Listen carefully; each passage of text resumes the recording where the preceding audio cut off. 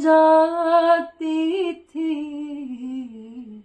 खुल गई आँख तो हाय, खुल गई आँख तो हर शाम पे रोना आया, ए मोहब्बत तेरे अंजाम पे रोना आया, ए मोहब्बत।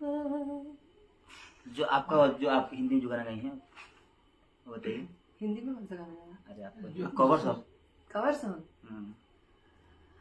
हाय अंदर अंदर से टूटी मैं,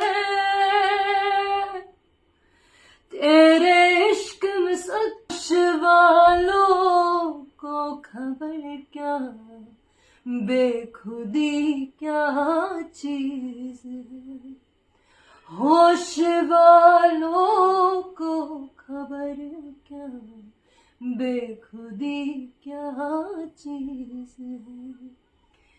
इश्क कीजिए फिर समझिए, इश्क कीजिए फिर समझिए, जिंदगी क्या चीज है। फोन बजने लगा। आप एक्ट्रेस हैं वो अलग की चीजें है, लेकिन आपकी गायकी मतलब हम लोग एक संगीत सुनने वाले श्रोता होने के नाते बता रहे हैं, आप बहुत अच्छा गा रही हैं।